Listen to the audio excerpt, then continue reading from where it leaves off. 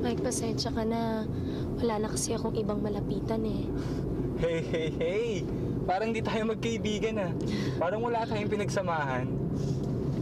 Anyway, kasama tong picture na to sa pinadalang birthday card sa akin ni Ate Emily. Yan na yung last communication niya with me.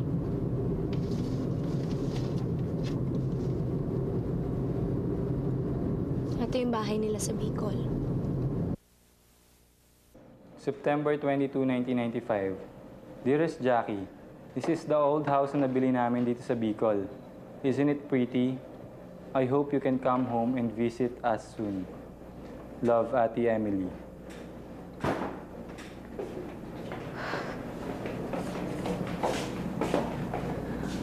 Wala pa bang lead ang mga polis? Nako, parang hindi mo naman alam ang nature ng law enforcement dito sa atin sa Pilipinas. Kaya nga ako napilitan mag-hire ng private detective as you requested. Dahil wala nang nangyayari sa investigation nila. Wala pa bang recent findings ang mga detectives natin? Actually, malabo eh. Nasa dead end na rin kasi siya. He tried to check out this property in Bicol pero wala namang alam ang mga tao tungkol dun sa bahay na yun. Ang akala nga na marami, matagal na nakatira si Emily dun sa bahay na yun dahil matagal na yung bahay. Luma na. No, that's impossible. Alam mo bakit? Tinawagan ako ni Ate Emily sa New York nung July of last year. Humihiram siya sa akin ng pera. As in, ang daming pera. Kasi may nahanap daw siyang lupa, sila ni Kuya Luis, na sobrang mura. Na may bahay na. May kalumaan, pero maganda daw at malaki. Kaya nga ako nalilito eh. Hindi ko na alam kung anong paniniwalaan ko. Basta ang malinaw nang naalam natin, between October 31 and November 1 sila nawala. Mahirap naman lumipat pa tayo sa mga media, baka lalo tayo maharas.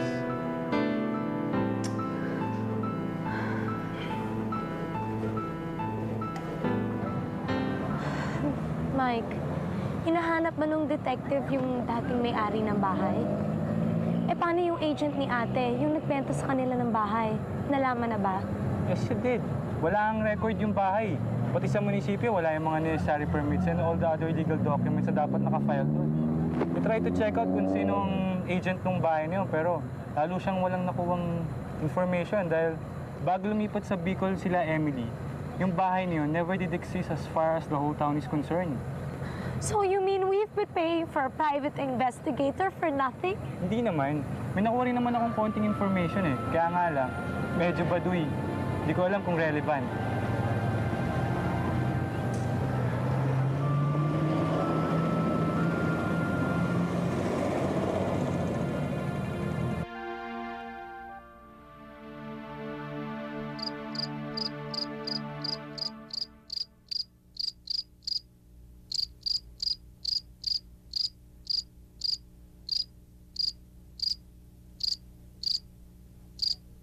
Yung lupa daw na supposedly ikinatatayo ng bahay is actually a public property.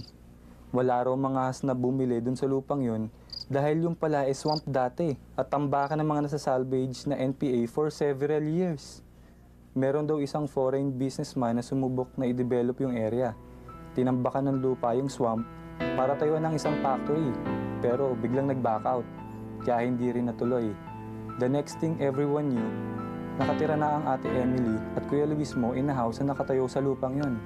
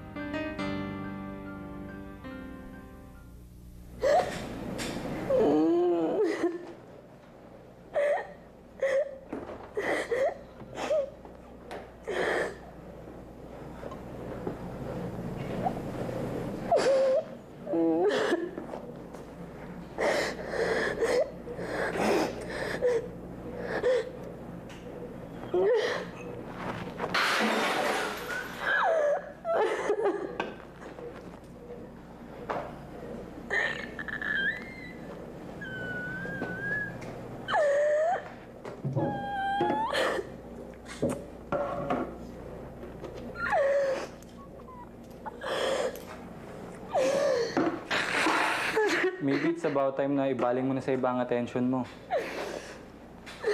Masyado mong pinipressure ang sarili mo to come up with answers eh. Pero wala namang nangyayari. And you end up facing more broken pieces of questions. Exactly, Mike. That's why I'm so miserable. Araw-araw, ang dami na lang tanong, wala naman sagot. Dumadaan na lang yung mga araw, hindi ko alam kung makikita ko ba sila, kung nasan sila, kung ano nangyari sa kanila. Mike, matatanggap ko kung pinatay sila, kung binaot sila sa ilalim ng lupa, kung tinapon sila sa dagat, okay lang kahit na ano. As long as I know, I can handle it.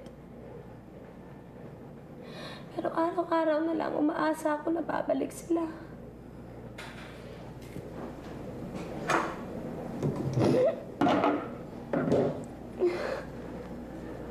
So, anong balak mong gawin ngayon? I might stay here for good. Paano ang fashion photography career mo sa New York?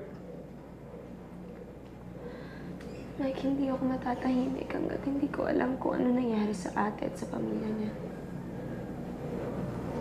Hanapin ko sila. Even if it takes the rest of my life. You're going to waste your whole life away? 8 years old lang ako nung naulila kami ni ate. She was 15. Tumigil siya sa pag-aaral niya. Nagtrabaho. Pinag-aral niya ako. Binihisan, pinakain.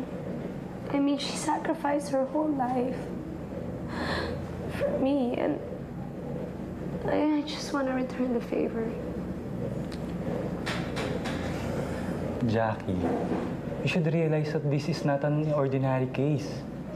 Na walang parang bula ang pamilya mo, ang ate mo, at ng buong bahay. Ng buong bahay. Saan mo sila sisimulang hanapin?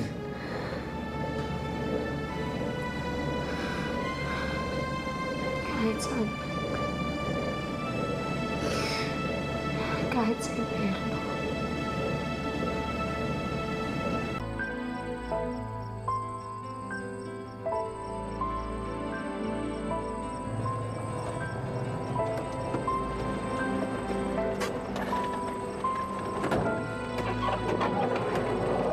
Thank you.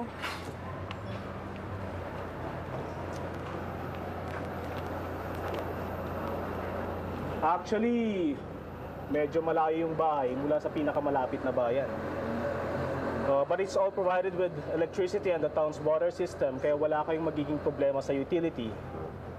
Next year, ang alam ko, magkakaroon na ng telephone lines dito eh. Si Trixie. Ikaw na, ako na. Sige na. Excuse me, okay? Okay.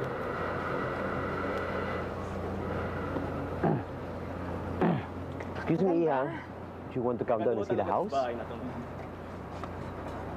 Konting ayos lang siguro ang kailangan dito. Magandang Dahan-dahan lang. So come on, let's go inside first.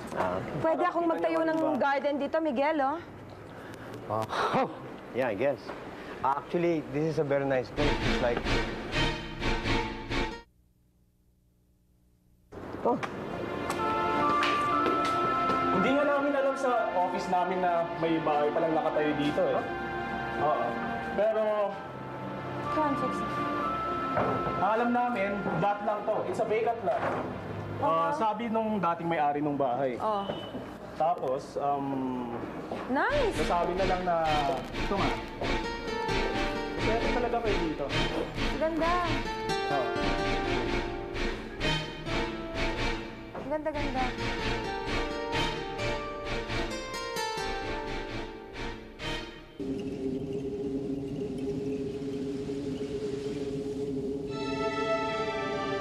Ginawa siguro tong dating bakasyonan ng may-ari, ano? Probably. Or a hideaway. Alam mo naman yung mga businessman kung minsan. Parang maraming gustong takasan. By the way, Miguel, what's the nature of your job? ako? Area sales manager.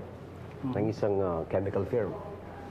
Actually, we supply yung mga agricultural products sa mga chemicals. And one more thing. Actually, sa office namin, nagpapa-transfer ako dito.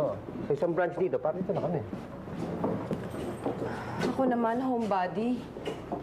Nasa bahay lang ako, kaya mahilig ako sa bulaklak. Tamang-tama nga yung space dyan sa labas. Oo nga eh. You can even have business out of it.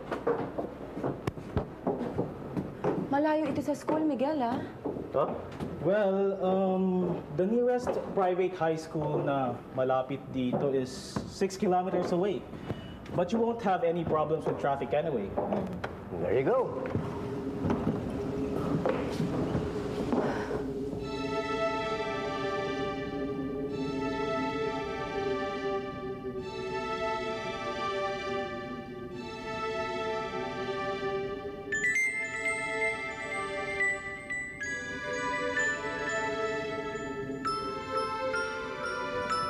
Actually, we are very much interested in the house. I'll tell you something. We can close the deal right now if you like. But you have to give me a little time. Kasi medyo last year, malaki gastos namin kay Trixie. Well, depende. How long a time are we talking about?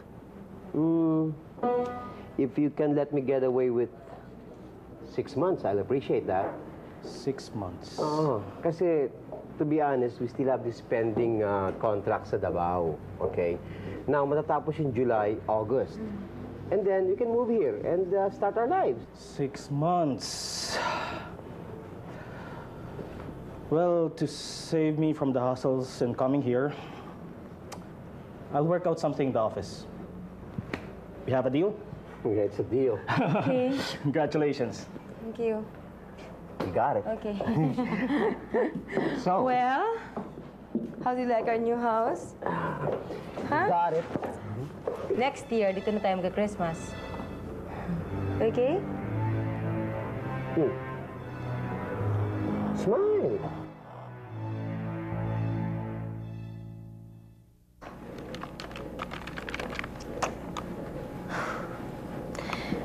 Hello? Yes, Miss Castillo, please. Si Jackie Villonco? Yes, Miss Castillo.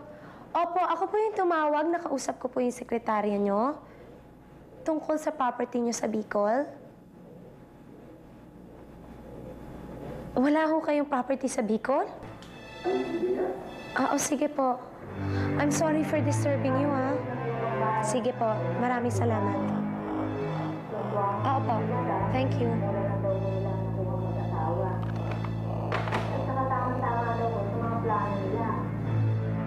By August of last year, lumipat sila kasama ang asawa niya at ang anak niyang babae. Sabi pa nga ako ni Audrey, kung malungkot daw ako, pwede daw akong magbakasyon sa kanila. Wala naman daw akong alam na problema doon sa bagong nilipatan nilang bahay at sa lugar na yon. Bigla na lang may dumating na report na si Audrey, ang asawa niya at anak, ay nawawala sa pulpa daw ho noong November 1st, 1997. At kasabay daw ho ng pagkawala ng buong pamilya, ay ang paglaho naman ng bahay na kinaroroonan nun na parang bula. Posible naman yung beses. Nawala ang bahay, parang bula. Medala ho akong tape nung bahay nila. Kung pwede hong... Amis, mabutan ako kayo ng oras. Mga kaibigan, sa aming pagbabalik, pag-usapan naman natin ang tungkol sa droga, sa industry.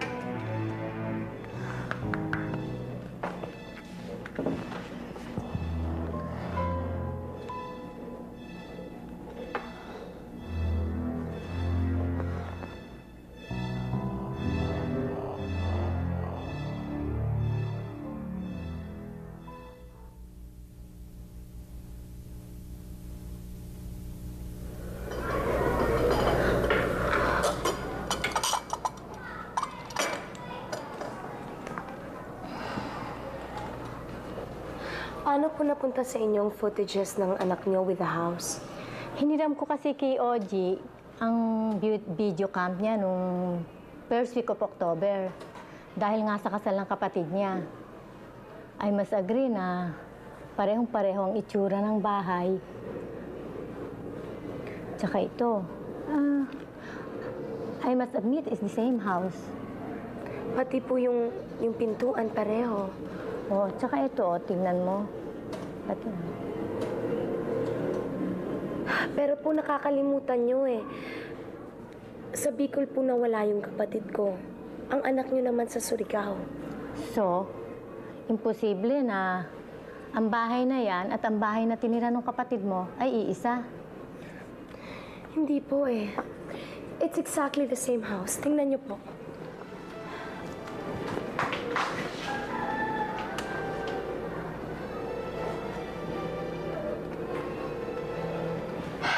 Nung una po, nung nakita ko, nangilabot ako. Sabi ko, hindi pwedeng ito eh. I dismissed it. Pero nung tiningnan ko closer, akala ko bisita lang ni na Ate Emily. Kapitbahay or something. Eh, anong kinalaman ng babaeng yan doon sa bahay? Tingnan niyo ho yung footages. It's the same rocking chair. And the same woman in black. Mrs. Devilla, kilala niyo ba ho yung babaeng yan? Okay, tingnan mo, Mike. Sabihin ko sa'yo kung kailan ipoposa. Okay, Jan! See? I-compare mo sa picture. So anong ibig sabihin nito ngayon? That this old woman has something to do with the disappearance of the house? It's possible. I mean, she's present in both houses na parehong-parehong itsura. Hundreds of miles apart. You know what I think? She's a ghost, and so is this house. Nakakakilabot naman to. Sa tingin mo, ano kayang racket ng matandang yun? Well, kung isipin mo, mukhang imposible, pero, you know, if you give up your logical thinking, it's quite simple. Okay, in both cases involved, parehong nawala ang dalawang pamilya on November 1, magkasunod na taon. In both cases, wala rin records yung bahay that it ever existed in those areas. So, Look according to my notes, nawala ang bahay sa Bicol last November 1, 1996. Pamilya yan ni na Emily, di ba? Tapos biglang lumitaw na naman to somewhere in Surigao. Bumili nito si Oji Devilla, yung anak ni Miss Devilla, yung nakita ko sa TV. Tapos, it disappeared again on November 1, 1997. Kasama yung pamilya ni Oji. so, Mike, look! Lilitaw na naman yung bahay na yan somewhere around the archipelago. May bagong pamilyang bibili niyan, tapos maglalaho. Mawawala na lang. Mike, I need your help. I need you to dig up all the material you can get. Anything you can find. Basta ang kailangan ko, I need to find out everything you can about the people who disappeared November 1, 1995 pabalik. Okay? Ganun lang kasimple yun. ay nako. Mukhang lalambingin ko na naman yung mga staff ko sa National Statistics Office, ah.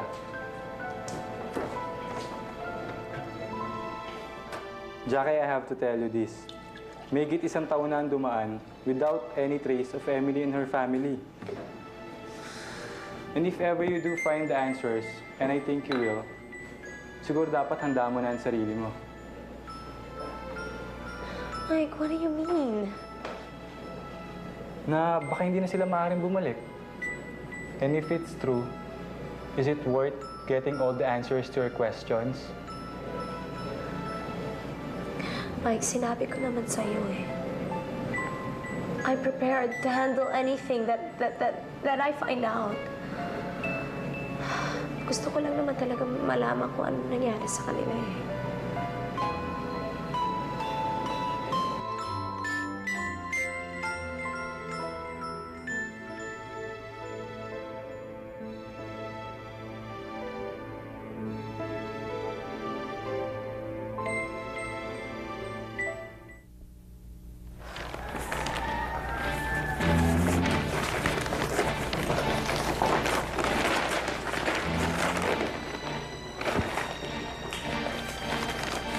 What if there's no record or report of the disappearance? Iisa-isahin natin hanggang mahanap natin. Wow naman. Napaka-romantic naman itong ginagawa natin. Ano sabi mo? Wala. Ang sabi ko, tapusin na natin to. Baka abutin pa tayo ng 10 taon. Ayoko atang tumandang binata. Yun na nga rin nasabi ko eh.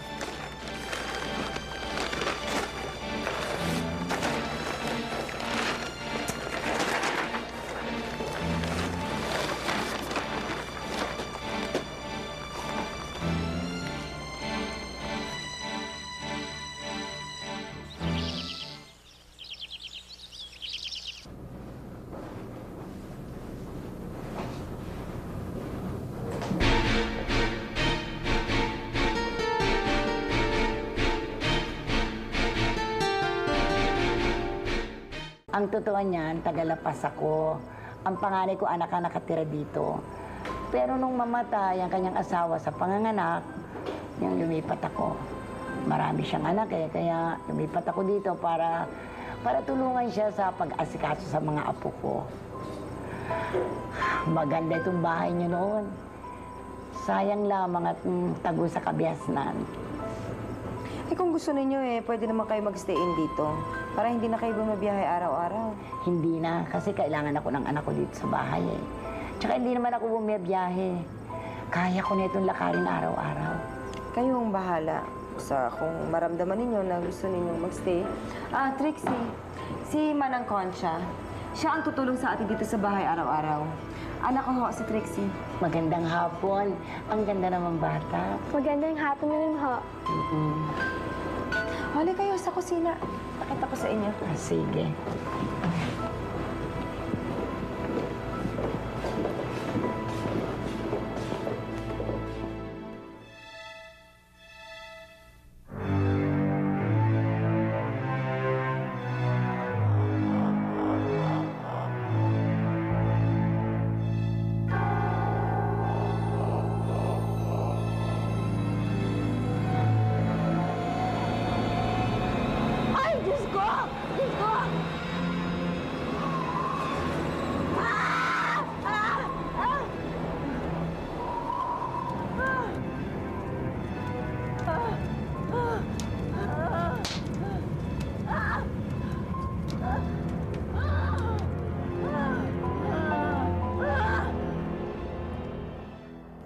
Trixie, kausapin mo ko. Please, talk to me. Ano bang problema? Mami, totoo po yung sinasabi ko. May nakita kong babae na nakaitim sa labas kanina. Don't do this to us, Trixie.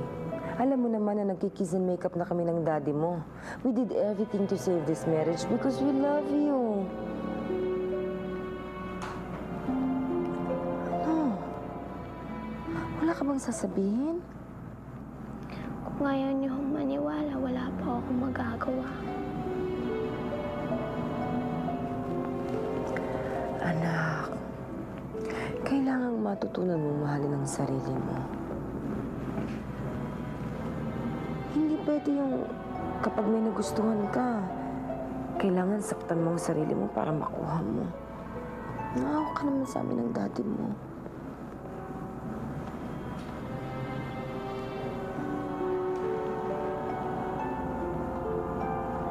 Trixie.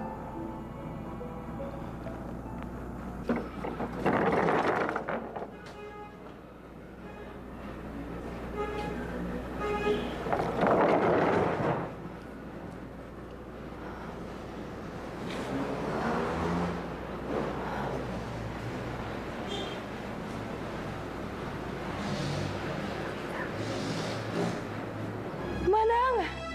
Manang! Manang! Manang Concha! Manang!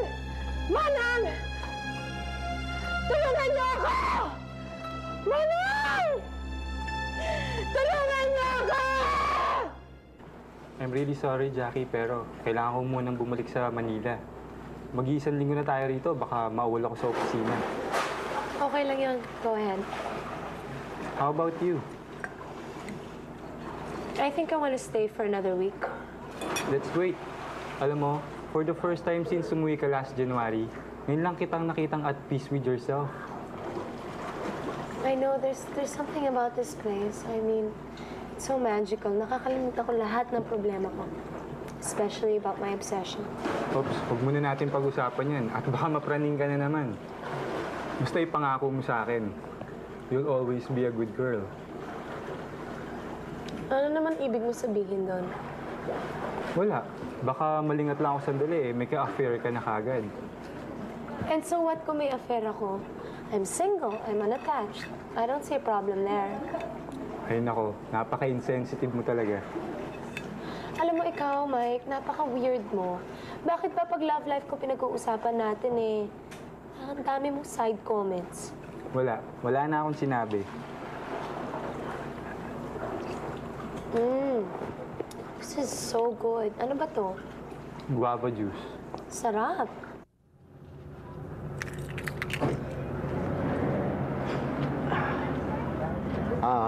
Excuse me, can I help you? Ayaw kasi mag-start nito kotse ko eh.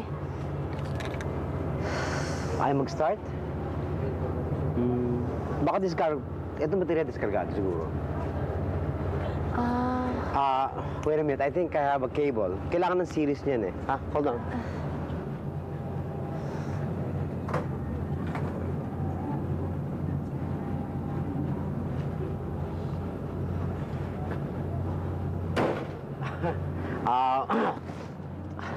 I think I left it at the house. If it'll be okay if I'll get it. I'll get it. Okay ba sa'yo? Hindi, wag na lang, Mama. Nakakahiya naman po sa inyo. Well, I'm Miguel. Jackie Villonco. Okay, I'll just get the cables. I think I have another idea. Why don't you just join me, get the cables? Kasi I don't feel good leaving you here alone. Hindi. Sige, hintayin ko na lang po kayo dito. No, you can be safe with me, I promise. I just don't feel good kasi pag bumalik ako rito, baka wala ka na eh. May mangyari sa'yo, you know? You get what I mean? Okay. Okay, yeah, I'll help you. Goes here. Okay, Ayan. there we go. Again, Okay, sandali ha.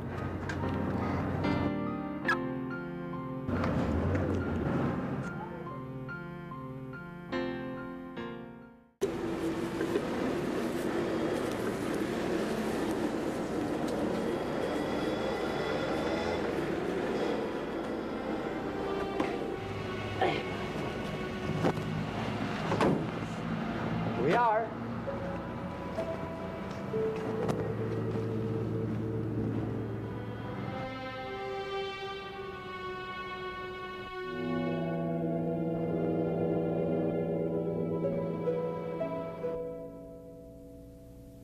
Hey, paano nakakita ka ng multo? Come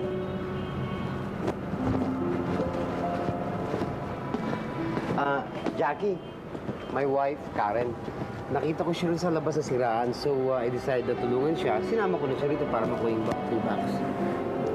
Hi, nice to meet you. Sorry, marumi ang kamay ko eh.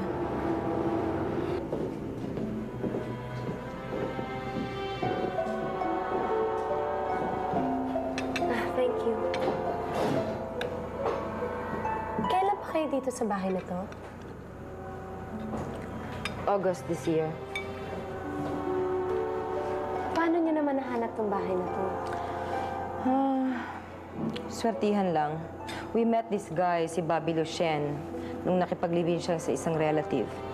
He turns out to be a co-owner for a real estate agency.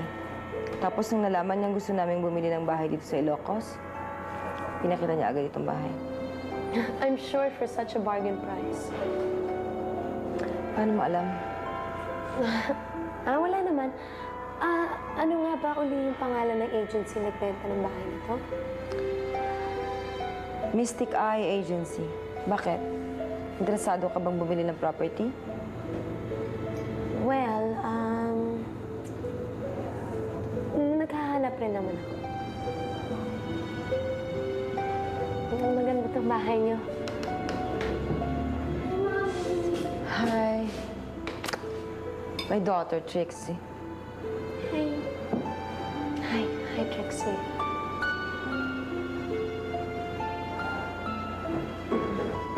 I found it. Good. You guys met? Yeah, I met her. Better go. Mas baka magabi tayo sa daan. Oo. Here, we'll go ahead. Bye. Sige, nice meeting you. Thank you. Okay.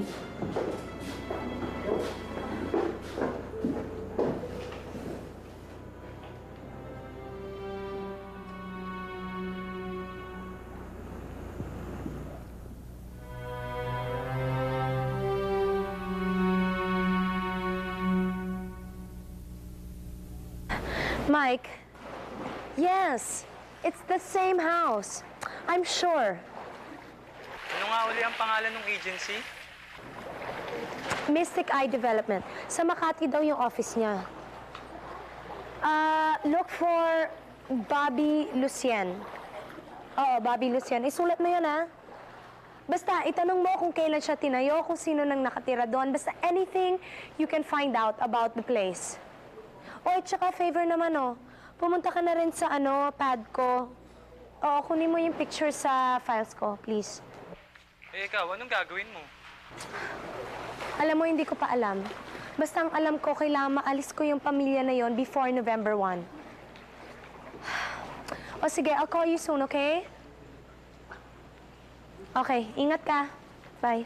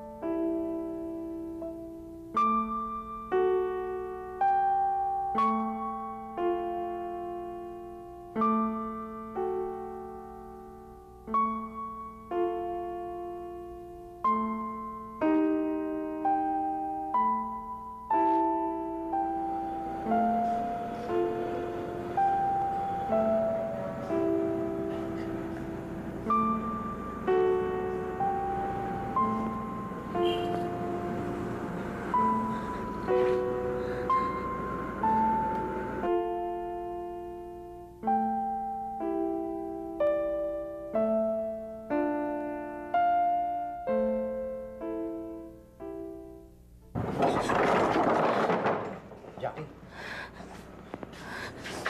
Ano ginagawa mo rito ating gabi na? Hindi ko alam kung paano ko sasabihin to sa'yo, eh. Well, Pwede ba mag-usap tayo, tayong dalawa lang, in private? Pero wag dito. Kung pwede, first thing in the morning. okay.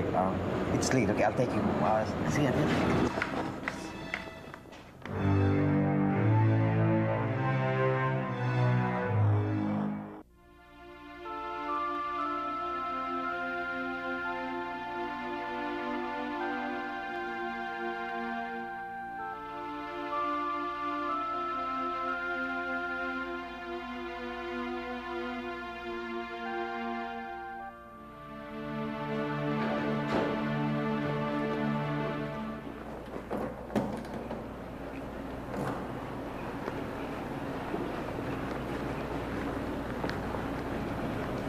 Mrs. De Villa?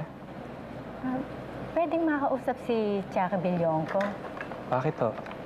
Nakita ko na yung tao makakatulong sa amin ni Chucky. Yung sa bahay na hinahanap namin.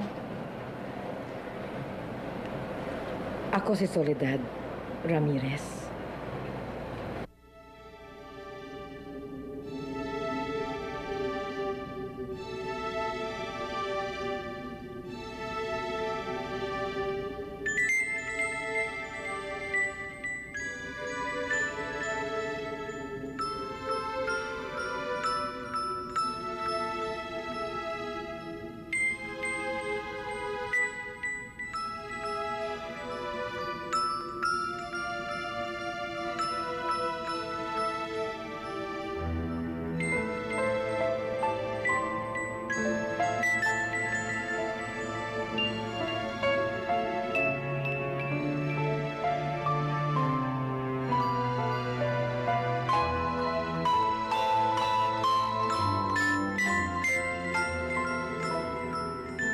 Kakambal ko si Trinidad. May kasintahan siya noon, si Antonio. May isang pagkakamaling namagitan sa amin ni Antonio noon.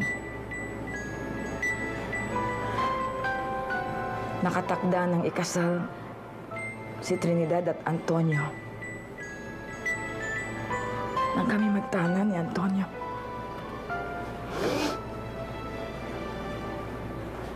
Mula noon, hindi ko na siya nakita.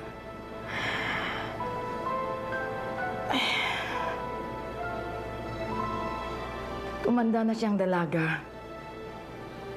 At balita ko, nalulung siya sa paghahanap ng kaalaman ng kapangyarihang itim.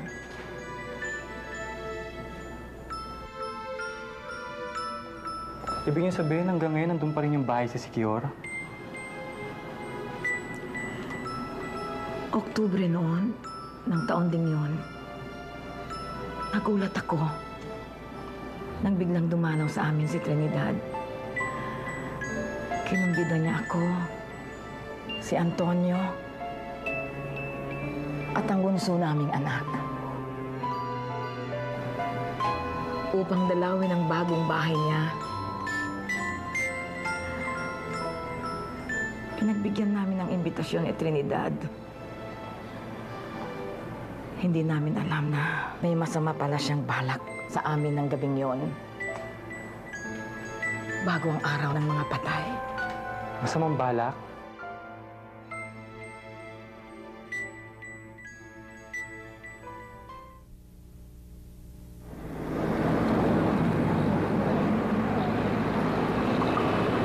Miguel, kung proof ang hinahanap mo, lahat ng files ko nasa Manila.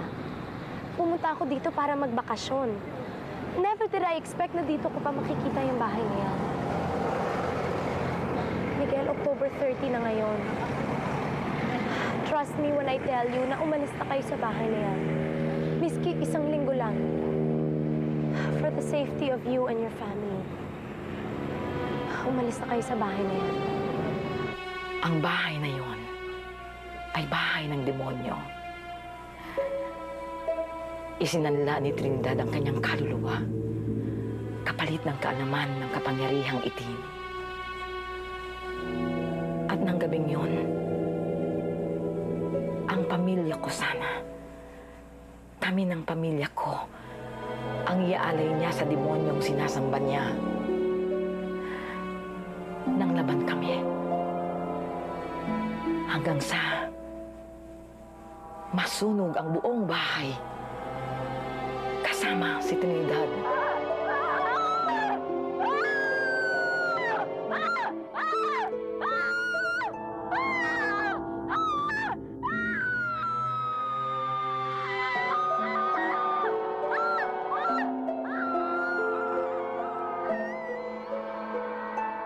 Isinusumpa ko! Babalik ako! At magbabayad kayong lahat! Magbabayad kayong lahat!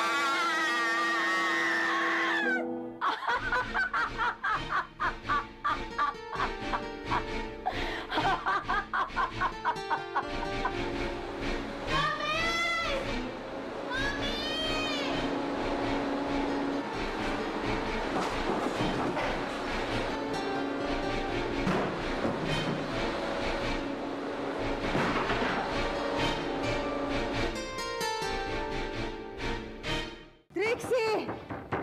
Trixie!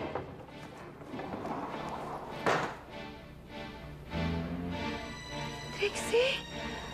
Ano ba nangyayari sa'yo, anak? Trixie!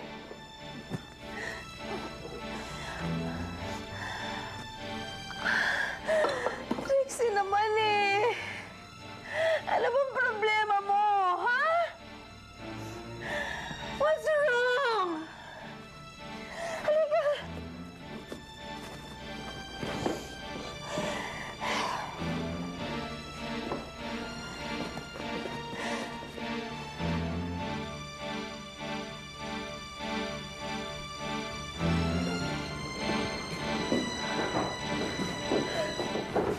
Teka, ano nangyari dito? Bakit hindi ang sarili mo ang tanungin mo? Tinatanong kita, ano ang nangyari dito? Huwag mo akong lolokohin, Miguel. Hindi ako bulag, hindi ako tanga. Alam ko na kaya mo kami dinala dito sa liblib na lugar na to para wala akong taong makausap sa mga kalokohan mo! Teka, hindi tayo nagkakaintindihan. Magaling na magan tayo. Bakit? Ano nangyari dito? Ang kapal ng mukha mo? Dinala mo pa rito ang babaeng yan? Ano ang akala mo sa akin, stupid, ha? Hindi naman yun ang... Ah! Hayop! Hayop ka! Hindi ba nangako ka na? Ha? Hindi ba nangako ka na sa akin? Hindi ba naman nangyayari? Mami, tama na po. Hindi po ako gumawa niyan. Maniwala po kayo sa akin. May multo dito sa bahay na to. Karen. Bastos ka. Wala kang respeto. Hindi mo kami Karen. dinadalang ng anak mo. Maniwala ka, Karen. Nanabanan na kita! Kaya nandito sa... Karen, magkamatay ang patay ng nanabanan! May multo Karen, dito! makinig ka sa akin! Karen! Makinig ka sa akin. Makinig ka sa anak mo. Kailangan makaalis na kayo sa bahay na to. Nanganganib ang buhay niyo sa bahay na... Para ano? Para ano? Para ikaw pumalit sa akin? Ha? This is my house! Hindi alam sa my house!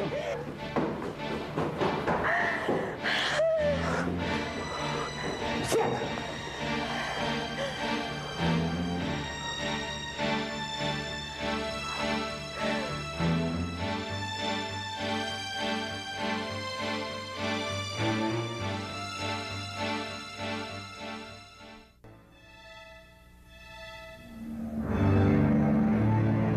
Jackie, wake up. I have good news for you. Jackie.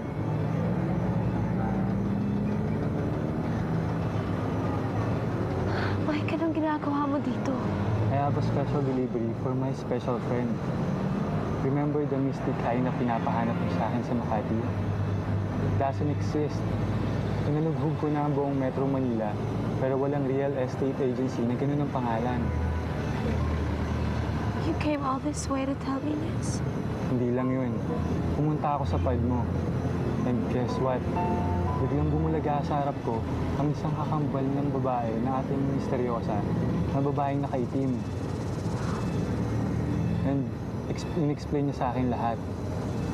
Bahay daw ng demonyo ang bahay na yun.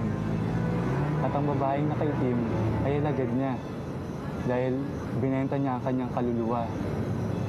At sa pintuan daw makikita ang tatak ng demonyo. Yun daw ang nagbibigay proteksyon sa bahay. Mike, kailangan makaalis na yung pamilya ko sa bahay na yun. Jackie, you don't look so good.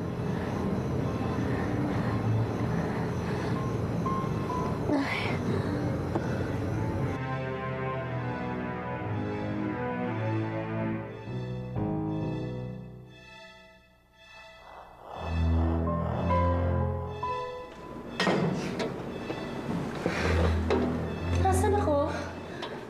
Paano ako nakarating dito? Nandito po kayo sa ospital, ma'am. Dinala po kayo ng kaibigan nyo. Umalis lang po siya sandali. Anong oras na? Alas 9:30 na po ng gabi. Ha?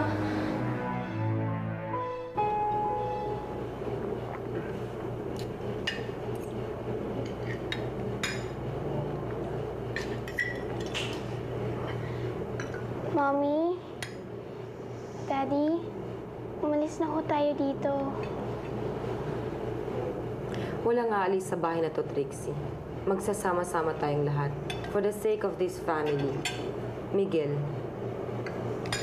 Papatawarin kita, pero tandaan mo, ito na ang huli.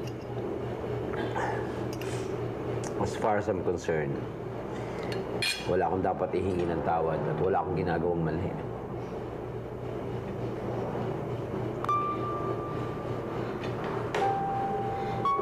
Mommy, Daddy, umalis na ho tayo dito.